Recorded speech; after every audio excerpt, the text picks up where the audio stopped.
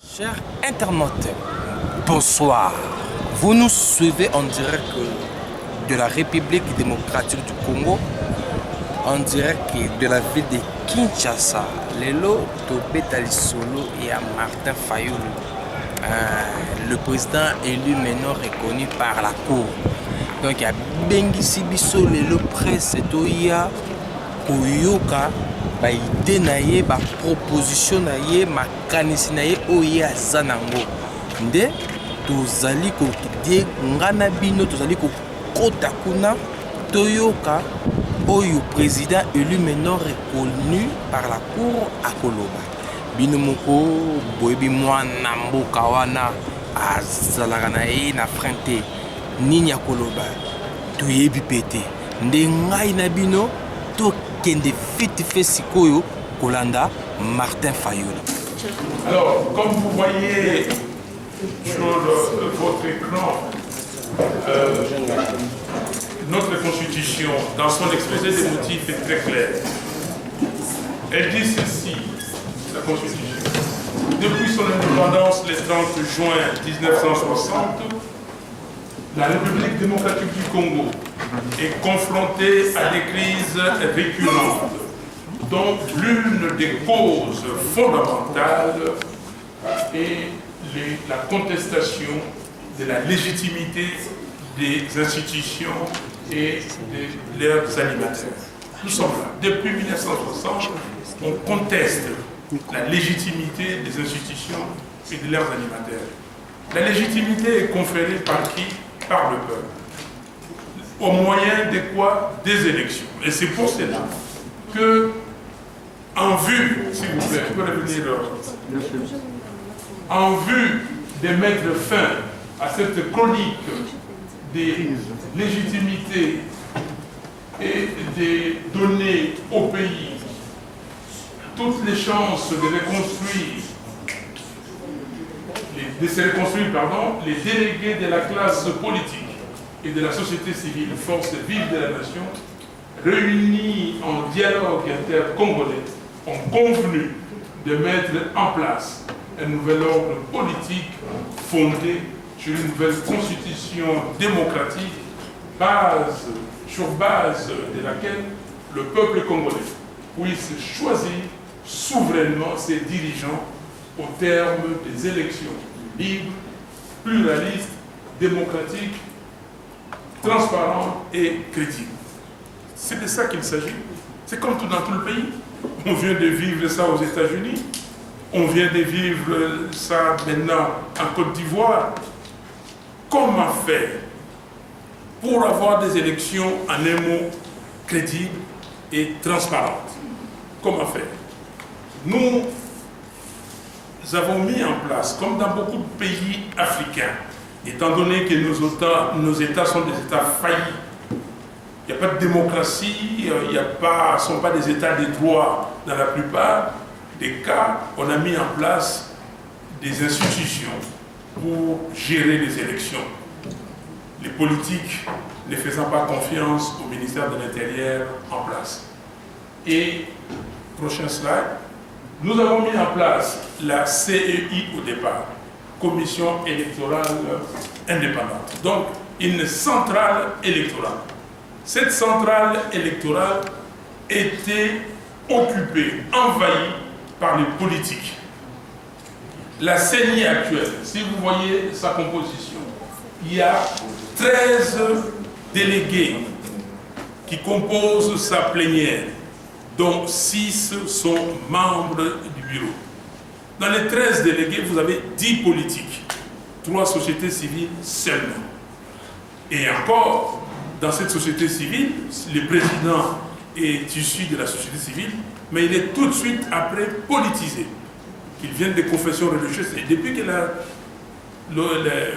ça a commencé, depuis 2005-2006, c'est soit un abbé, soit un pasteur, soit un membre envoyé par une église. Et tout le temps, ces membres ont été récupérés par le pouvoir en place. Donc, c'est ni politisé, 10 délégués de forces politiques, 3 délégués de forces sociales seulement, Et vous avez une plénière et un bureau. Dans le bureau, le président, comme j'ai dit, est récupéré. Le vice-président à qui on a confié beaucoup plus de responsabilités est membre de la majorité, entre guillemets, politique à l'Assemblée nationale. Et les rapporteurs viennent de l'opposition. Tout de suite, quand ils entrent dans la CENI, ils font équipe, et le président, et le vice-président, et les rapporteurs. Donc on n'a rien d'indépendant. Le rapporteur, les questeurs, il vient aussi des politiques. Et toute la structure est politisée. Vous avez la structure, je ne veux pas commenter davantage, mais vous connaissez la CENI aujourd'hui. Et à la CENI, on a confié, on a créé ce qu'on appelle le secrétariat exécutif national, l'administration de la CENI. Et tout le monde vient de là. Monsieur Ronsard Malonda, qu'on propose, il était secrétaire exécutif national. C'est l'homme clé qui fait tout. Et c'est par là que la tricherie commence. Alors, nous nous sommes dit, qu'est-ce qu'il faut faire? Prochain slide, s'il vous plaît. Prochain slide sur les... Voilà. La réforme de la loi s'articule autour des idées suivantes. D'abord, la dépolitisation de la CENI. J'ai lu et puis je vais vous expliquer quand on entrera dans l'organigramme qu'on propose. Nous voulons rendre l'organisation et la gestion des élections crédibles et transparentes. Quand je dis crédible, donc réellement crédible et transparente. Nous voulons renforcer l'autorité de la plénière de la CENI en tant qu'organe de contrôle.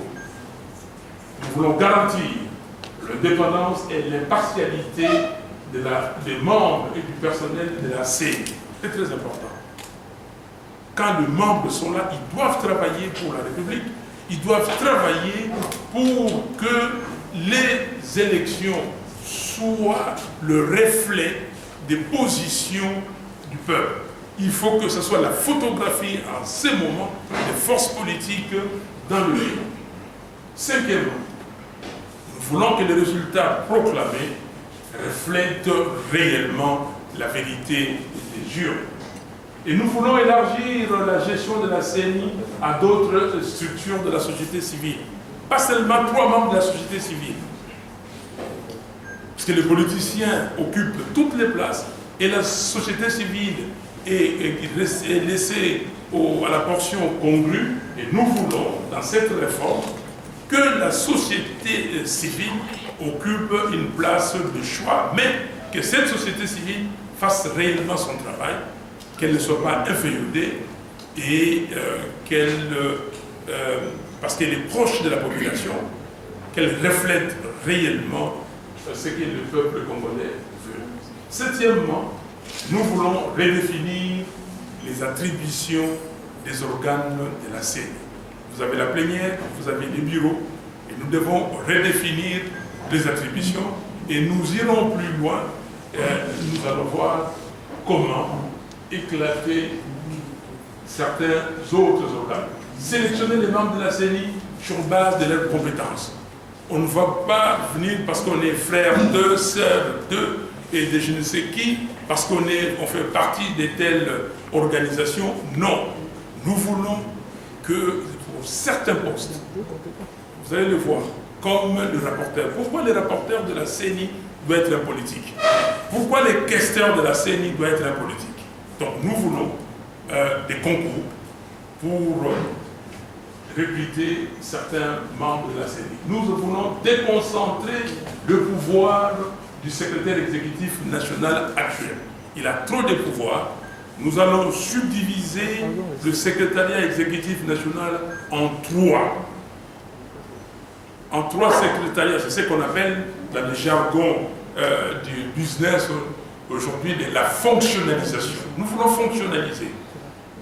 Pas des structures pyramidales. Il y a des chefs qui est tout puissant, tout sacré. Non, nous avons des responsables qui maîtrisent leur département qui savent ce qu'ils font et ils proposent des choses concrètes à la centrale électorale. Nous voulons réaffirmer le principe d'autonomie administrative et financière de la CENI. Nous voulons rendre effectifs les services audit internes. L'audit est là pour aller voir si ce qui devait être fait, ce qui a dit qui devait être fait est réellement fait et selon les procédures. On ne peut pas, dans ce monde moderne, dépenser $1 milliard et que personne vienne demander compte. Et ça, c'est extrêmement grave. Nous sommes au XXIe siècle où il y a l'argent des contribuables et même des partenaires. Cet argent est dépensé sans qu'on sache exactement comment ça a été dépensé.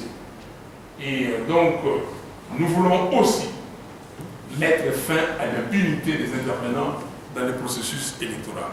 Vous ne pouvez pas venir fabriquer des chiffres comme vous voulez, et puis vous parvenez dans la ville, dans le pays, et vous avez encore les culots de prendre la parole. C'est une insulte au peuple. C'est extrêmement grave. Dans aucun pays au monde, ça peut se faire. Moi, je ne peux pas, et nous avons droit à la différence. Chacun de nous a droit à la différence. On ne peut pas, parce qu'on dit que non, les Congolais acceptent l'inacceptable. Non, pas tous les Congolais. En tout cas, pas le peuple congolais comme je le comprends. Nous devons faire respecter la durée de mandat de la CENI, des membres de la CENI. Durée de mandat, 6 ans. 6 ans, fini, vous partez. Vous ne pouvez pas rester là. Vous partez. Et puis, on doit mettre en place des mécanismes pour que la centrale continue de fonctionner normalement. Et nous devons aussi garantir le droit à la sécurité sociale au personnel de la CENI. Les personnels de la CENI sont des hommes et des femmes qui ont des responsabilités et qui ont une vie à mener. Donc, ils ont droit à la sécurité sociale. Et enfin, nous voulons garantir la liberté syndicale aux gens et cadres de la centrale électorale. Donc, s'ils ont des revendications, il faut qu'ils présentent ces revendications. Voilà l'esprit qui habite cette réforme. Vous le voyez maintenant, les transcrits dans un organigramme. Nous avons 2 structures. La première, c'est la plénière. Et nous voulons une plénière de 23 membres. La plénière actuelle, c'est 13 membres. Nous disons 23 membres. Comment? Nous avons une plénière. Vous avez 8 délégués des confessions religieuses. Ça, c'est un pays très religieux, spirituel. Et 99% des Congolais, plus que 99% sont des croyants. Donc nous disons à nos pères spirituels, vous avez la responsabilité de mettre tout en ordre. Nous voyons au Sénégal, dans certains pays, ce sont les religieux. Le Sénégal, le pays que je connais qui est en crise aujourd'hui, vous voyez déjà 95% des Sénégalais sont musulmans, peut-être moins de 5% catholiques. Mais le Sénégal, c'est un pays qui a permis d'avoir au départ un président qui était serré, Léopold Sédar Senghor, catholique de surcroît. Donc ils ont su se mettre d'accord. Et à chaque fois qu'il y a un problème, et là, les imams, les religieux catholiques et autres se mettent d'accord pour voir comment régler le problème avec les politiques. Et je crois sincèrement, nos pères spirituels, vous êtes là, que votre responsabilité est engagée. Ce n'est pas de vous mettre un délégué, le président, qui va être acheté, et que vous commencez à vous disputer et comment est-ce que nous allons désigner. Nous avons réglé ces problèmes. Vous, 8, vous avez 8 confessions religieuses. Vous représentez la plénière et vous serez aussi le bureau. Et en plus de ces 8 délégués des confessions religieuses, nous ajoutons 8 délégués de la société civile, d'autres organisations de la société civile. L'organisation des femmes, c'est le mois de la femme, 2 délégués. l'organisation, donc les mouvements citoyens, 2 délégués. Vous avez l'organisation des, comment on appelle ça, les conseils supérieurs de la magistrature, 1 délégué. L'ordre national des avocats, 1 délégué. Les organisations qui s'occupent des élections, 2 délégués, et ça fait 8. 8 ajoutés aux 8 religieux, ça fait 16, et ces 16-là composent les bureaux. Voilà, et au sein de la plénière, vous avez un rapporteur. Ce rapporteur, pas un politicien, il est recruté sur le concours, appelle la candidature, et puis on le recrute, lui et son adjoint, ils font partie du bureau et de surcroît membres de la plénière. Et enfin, vous avez 6 délégués des forces politiques. On veut réduire au minimum les forces politiques. Donc, 6 délégués des forces politiques. Et on vous dira plus tard comment ces 6 délégués vont venir.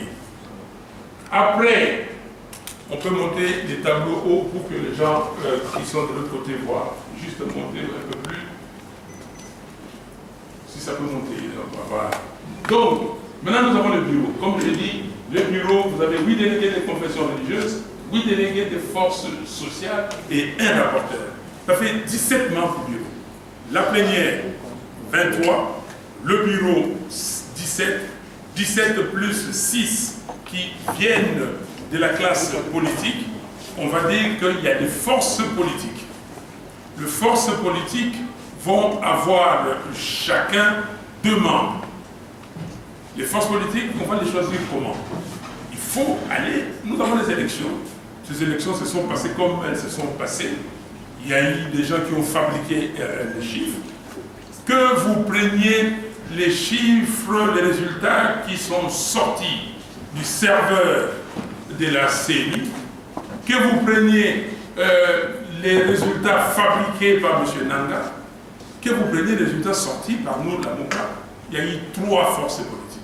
Ces 3 premiers, ça peut constituer la référence de chacun, par derrière lui, envoie 2 délégués au sein de la plénière de la CENI. Donc, la plénière a un rôle de contrôle. Évaluation, contrôle. Mais les bureaux font tout. Et les bureaux, composés, comme je vous le dis, le bureau n'est pas géré par un président inamovible, tout puissant, tout fort. Non. Le bureau est géré et dirigé à tour de rôle par les confessions religieuses. Les 8 confessions religieuses vont gérer les bureaux chacun pendant 3 mois. C'est une rotation. Ça tourne. 3 mois. Vous gérez et après, l'autre confession vient et ils vont s'organiser. Il y a des mécanismes qui sont mis en place pour encadrer la rotation. Et donc, si le travail est fait correctement, s'il y a la transparence, s'il y a les day-to-day comme on dit, si on fait les next steps, donc ça se fera correctement. Aujourd'hui, la gestion moderne, c'est une gestion transparente. Les sociétés sont devenues comme ça. Il n'y a pas le chef tout-puissant qui va centraliser et tout le monde fait la queue pour qu'il soit reçu à tour de rôle. Donc, voilà le bureau. Et puis nous descendons. Après le bureau, nous avons ce qu'on appelle aujourd'hui le secrétariat exécutif national. Ça, c'est le cœur de la CENI. Nous déconcentrons ça. Nous déconcentrons, pardon, ce qu'on appelle le secrétariat exécutif national en 3 secrétariats. Nous gardons un, qu'on va continuer à appeler secrétariat exécutif national, un deuxième secrétariat national des opérations, chargé des opérations pour ceux qui étaient dans ce pays en 2005-2006 et 2007. Rappelez-vous de ce qu'on a appelé BNO, Bureau national des opérations. C'était comme ça. La CEI était déconcentrée. Le SEN, le secrétariat exécutif national, est venu après. Donc la CEI était déconcentrée de cette façon. Et vous avez les BNO et vous avez les CNT qui s'appellent les Centres nationaux de traitement. Maintenant, nous appelons ça Secrétariat national de traitement. Et chacun a ses responsabilités, chaque secrétariat a ses directions, et puis on travaille correctement. Et le secrétariat exécutif national qui reste va être en charge pour la gestion administrative de ce qu'on appelle les SEP, le secrétariat exécutif provinciaux. Il y en a 26. Et puis, sous ces secrétariats exécutifs provinciaux, vous avez des antennes, donc qui seront gérées. Et donc là, nous pensons que la CNI pourra être efficace. Et je le répète, ce que j'ai dit, c'est la fonctionnalisation. Et maintenant, autre innovation, détail, c'est que les commissions. Avant, vous aviez des responsabilités attribuées au président, attribuées au vice-président, attribuées au rapporteur. C'était les trois tout-puissants. Et les questions géraient l'argent pour arranger tout le monde. Non. Maintenant, nous allons passer dans le système des commissions. Nous créons 8 commissions. C'est là où se fait le travail. Vous avez la commission juridique, vous avez, je ne vois pas, oui, vous avez la commission juridique, vous avez la commission inscription sur les listes, vous avez la commission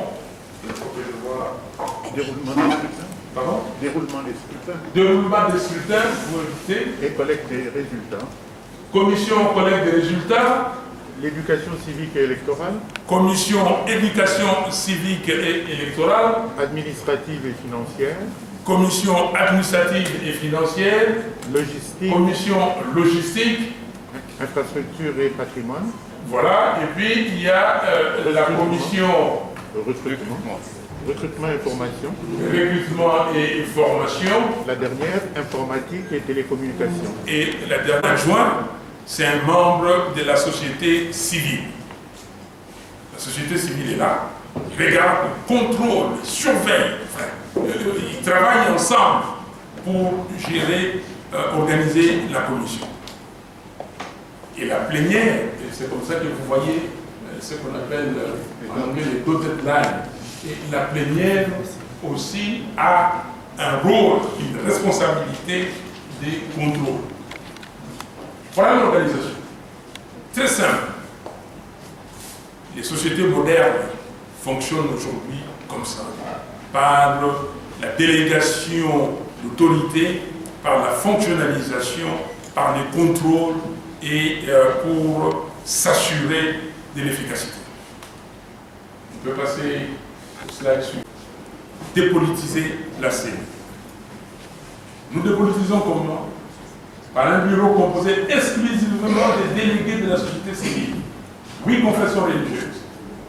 Je les cite: Église catholique, Église du Christ au Congo, Église des réveils, Église kimbanguiste, l'Armée du salut, Église musulmane, Église orthodoxe, Église et Église indépendante. Les 8 sont là aujourd'hui, ils sont regroupés dans ce qu'ils appellent des cimets. Et c'est comme ça qu'ils le gèrent, qu'ils le discutent. Nous sommes passés individuellement auprès de chaque confession religieuse pour discuter avec eux de cette proposition. Cette proposition, c'est depuis 2019. On parle de ça. Et c'est depuis 2019 que nous discutons, en tout cas avec les confessions religieuses, pour faire passer notre idée. Et je suis désolé. J'ai vu le professeur Bob Kabamba dans la salle, et je suis désolé parce que si nous avions suivi l'initiative du professeur Bob Kabamba avec l'Union européenne, d'avoir ces forums de haut niveau, si j'ai encore une bonne mémoire, ça s'est passé le 24 août de l'année dernière. Quand vous prenez septembre, octobre, novembre, décembre, janvier, février, mars aujourd'hui, nous avons perdu 7 mois. 7 mois. cette initiative était mise en brèche par certaines personnes, je ne sais pas pourquoi. Donc, nous disons, si le bureau est composé de ces 8, nos chefs spirituels, nos pères spirituels, vont certainement se dire, écoutez, on ne peut pas, on a critiqué les politiques. Qu'est-ce que nous devons faire? Ils vont envoyer certainement les meilleurs d'entre eux. Les meilleurs, je dis sur le plan spirituel, qui craignent réellement Dieu. Je vois Imam Moussa et j'ai beaucoup aimé. Et il répète ça souvent. Vous faites ça, vous faites ça. Vous dites ça, vous dites ça. Est-ce que vous craignez Dieu? Parce que si vous craignez Dieu réellement, vous pouvez me mentir, vous pouvez vous tromper vous-même, mais vous ne trompez pas Dieu. Et c'est très important. Et j'espère qu'une responsabilité énorme de nos confessions religieuses. Et ils seront donc assistés par ces autres organisations de la société civile. J'ai les énumère, organisation de promotion de la femme, élément de la femme, 2 membres, organisation d'éducation civique et ayi mokili babino moko bolandi maloba ya Martin Fayulu alobi na bino na ngai tolandi na limemia baproposition na ye donc ya baide en tout cas na sepeli mingi na bato nyonso oyo bosabonaki massivement mpona bolanda oyo mokonzi Martin Fayulu alobi apesi baide na ye apropose ndenge bakoki changer seni ndenge bakoki changer makambo na cour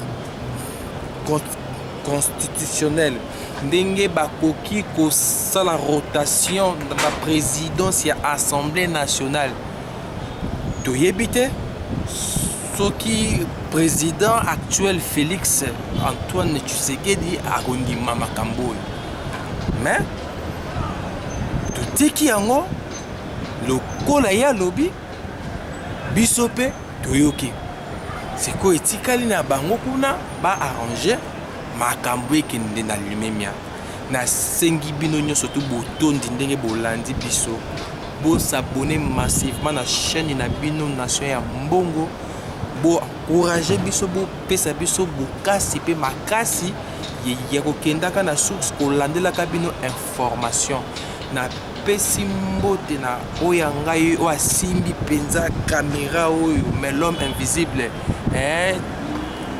Tishik salutation na yo na pesi mbote na doma larme do teka grande sœur propre nguya toujours na pesi mbote na elle Rosine Nkuli na pesi ba salutation na nga na bafana na nga nyonso tout donc ya mokili totiki musique te mais tozali kolakisa bino en dehors ya musique toza pe na ba capacité mususu ya ko faire parce que nous tozalaka na ban ya école pe toyekolaka.